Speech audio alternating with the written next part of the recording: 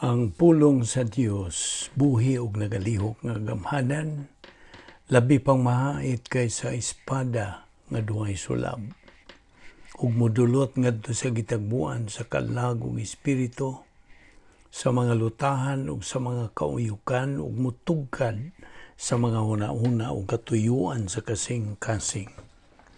Ang tibuok nga kasulatan gipaghinahwa sa Dios ug may kapuslanan alang sa pagpanudlo, alang sa pagmamadlong, alang sa pagpanulid, ug alang sa pagmatuto sa pagkamatarong, aron ang tao sa Dios mamahingpit, masinagkapan alang sa tanang maayong buluhaton.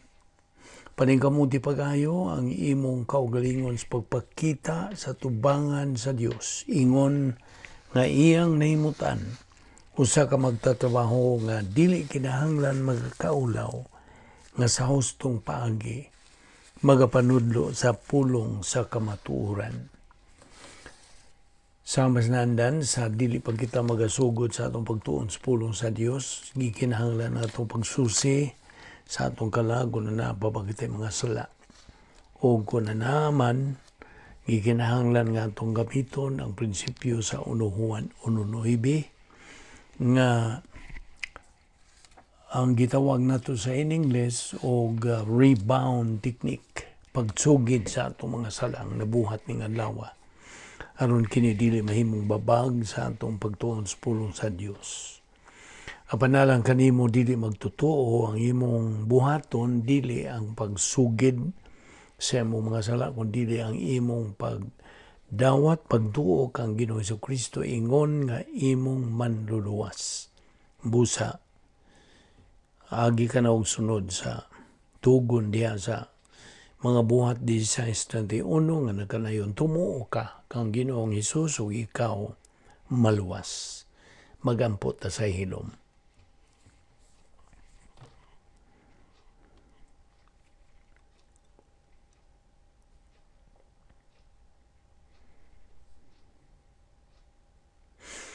Balaan na mo nga Dios, nagapasalamat kami kanimo ninilain sa mga adlaw nga imong gipadangat sa among kinabuhi. Buhi pa kami nining among lawas, kini gumikan sa paglihok pa sa imong plano sa among kinabuhi. Salamat o Dios sa imong grasya, imong kaluoy, imong gugma nga nagalihok sa among kinabuhi. Uban ni kami karon, pinagis pagtudlo kanamo, sa wala ang Espiritu Santo sa imong kamatuoran, kining tanan among gipasalamatan sa ngalan ni Ginoong Jesucristo. Amen. Mayong adlaw sa tanan natong mga subscribers ug atong mga higala, atong mga igsuon diha ni Kristo. Welcome kaninyong tanan. Aniya pa kita magadupot sa atong tun-anan, practicing your Christianity, ang pagpakita sa imong pagka-Kristohanon. Una sa tanan, atong gisgutan kini kagahapon ug atong ipadayon nga ang matag usa ka nato, matag tao na tao ning kalibutan nga nahisalaag. We are all born in a lost state. Kaya ngano, tungod kay nga tao kitang tanan nga patay, spiritually dead. Ug busa na himulag kitang tanan gikan sa Dios. 1 Pedro 2:25 nakanayon og kamo kaniadto sama sa mga karnero nga nangasaag. Now, subo gyud palandungon nga labihan sa kadaghang mga tao karon ang nahisala gikan sa Dios. Nagasalig lamang kini mga tawhana sa hingpit ngadto sa mga mini nga mga kasiguruhan. Sige ingon sa in English og false security sama pananglit sa ilang mga depositos bangko o mga posisyon sa ilang mga pamilya diha sa ilang komunidad. Nagasalig lamang kini sila sa ilang kaugalingong mga kaalam, mga kahanas sa kinabuhi, mga talento o kaanyag o kaambungan o guman pa. Wa gyud kini sila masayod nga mahimo ra kining tanan nga ilang gisaligan kalit nga pagkawagtang pinaagi usa ka katalagman. Wa gyud kini sila alamag nga nangasaag kini sila og nga kinahanglang pagaluwason sabta gyud na. Now diha sa Salmo 118 bersikulo 8 hangtod 9, ang bersikulo 8 na kanayon, mas maayo pa ang pagdangop sa Ginoo kaysa pagsalig sa tao. Bersikulo 9, mas maayo pa ang pagdangop sa Ginoo kaysa pagsalig sa mga prinsipe. Now, ato rin kong tukbilon kining ikaupat nga punto nga mahimong motuo kag Dios apan dili ka luwas. Kadungog ka? Mahimo nga motuo kag Dios apan dili ka luwas. Dihas Mateo 22:42 kini na kanayon og unsa may inyong unahuna may tungod sa Mesiyas. Now, mangutana ko nimo, nagatuo ka ba kaniya? Abi ko nimo, naidaghang mga tao nga moingon og bueno, nagtuo man kog Dios. Apan tutuki ra gud ni. Mudawat ka ba nga si Kristo namatay ingon nga puli nimo? Nahibaw ka ba wa kay sarang mahimo sa pagluwas sa imong kaugalingon? Nakasabot ka bag ubos ka sa kapungot sa Dios? Ang Biblia nagsulti ra ba niini? Ang mutuo sa anak may kinabuhing dayon. Apan ang dili mutuo sa anak dili makabaton sa kinabuhing dayon. Magpabilin hinuon kaniya ang kapungot sa Dios hangtod sa kahangturan. Now ang question dili nga mutuo ka ba nga anay Dios? Ang question mao nga mudawat ka ba nga ang pagkamatay ni Ginoong Jesucristo puli kadto kanimo? Ang buti pasabot, ikaw unta ang angayng mamatay, dili si Kristo.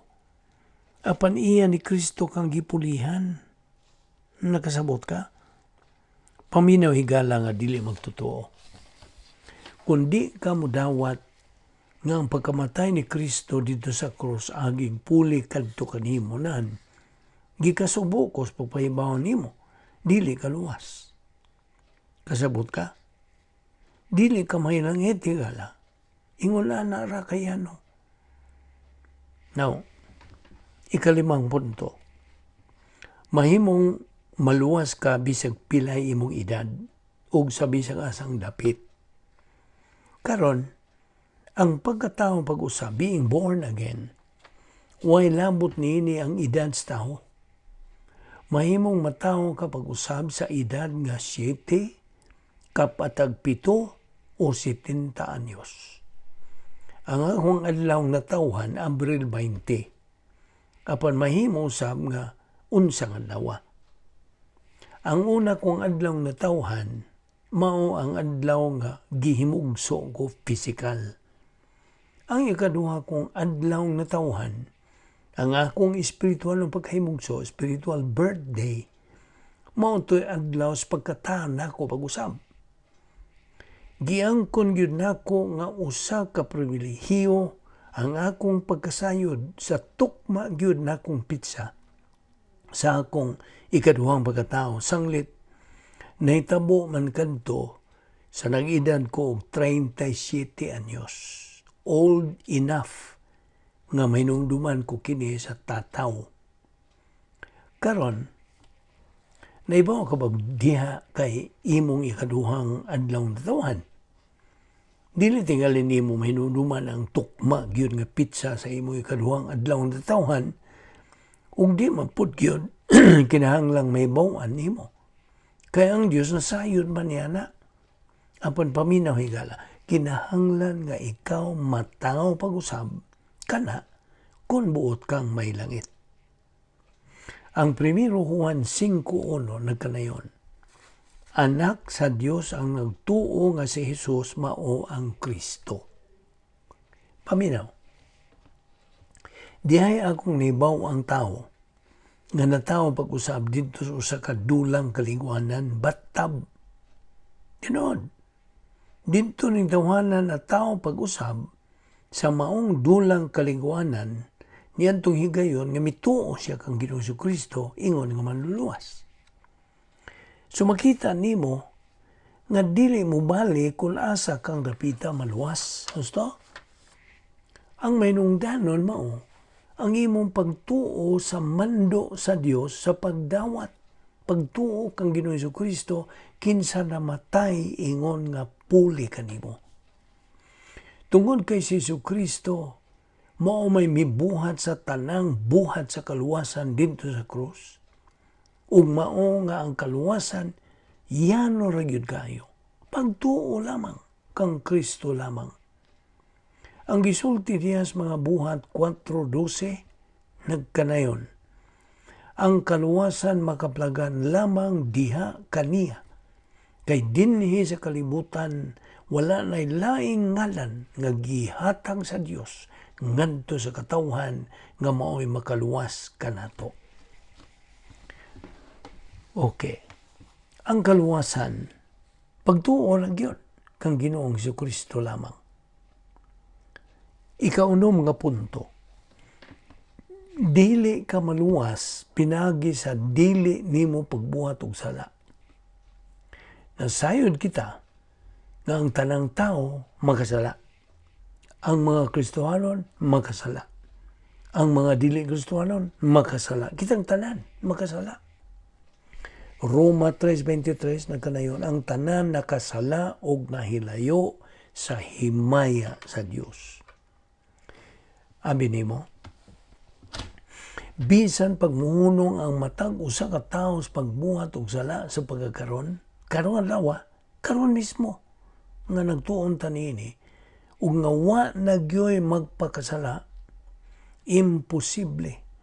Apan tugutan ta lang nga may tabo ni bisan pa niya na wa gyud usa nato ang mahiduol sa langit.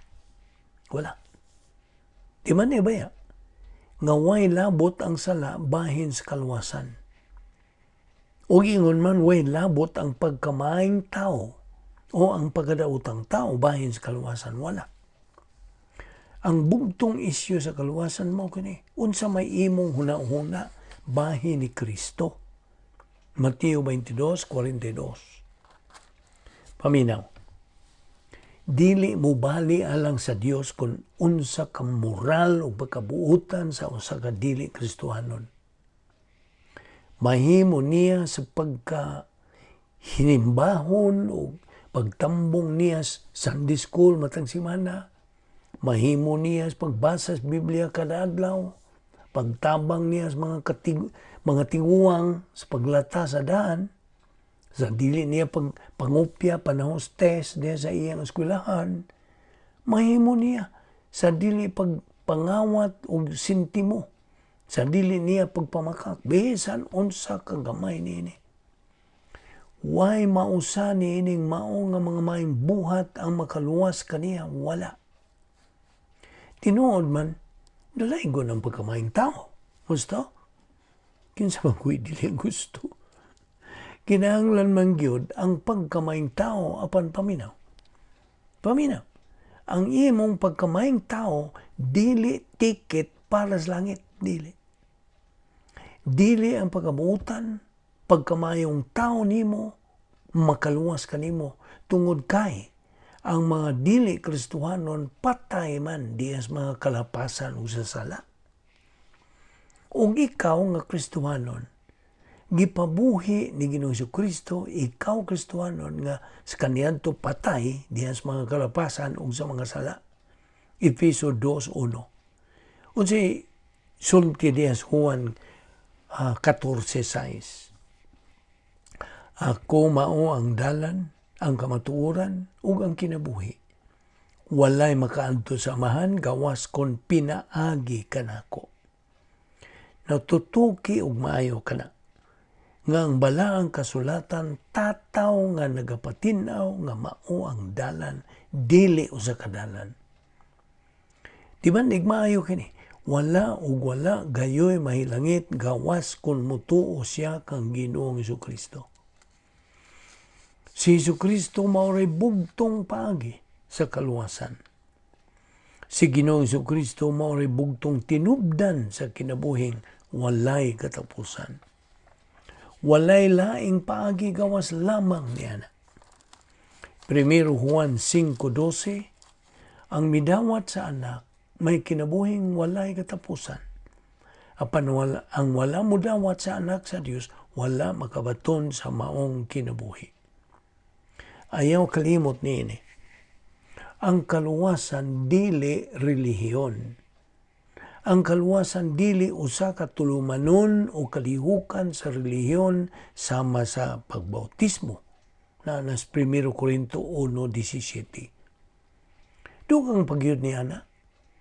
Ang kaluwasan dili kini siya kalihukang personal sa pagsakripisyo o pagpanlimbasog, commitment sa in English, dili. Ang kaluwasan dili usa ka pagsuway o paningkamot sa pagkinabuhing way sala. Niya pagyud. Ang kaluwasan walay lain kundi ang pagtuo lamang kang Kristo lamang. Kapila nato ni balik-balika.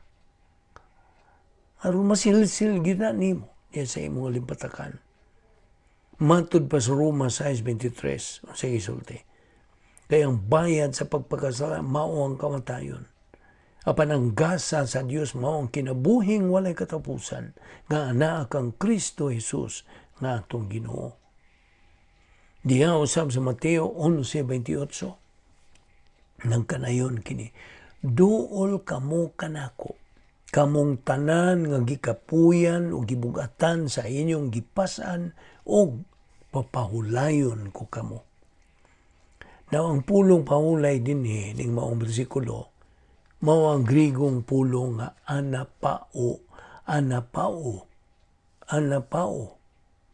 Ug tungod kay anaa man kini nga berbo ipahimutang sa future tense, active voice, ug naa sa indicative mood, kini nagkahulugan niini nga sa higayon nga motuo ka kang Kristo ingon nga manluluwas, mahimo na nimo ang pagpahimudlay.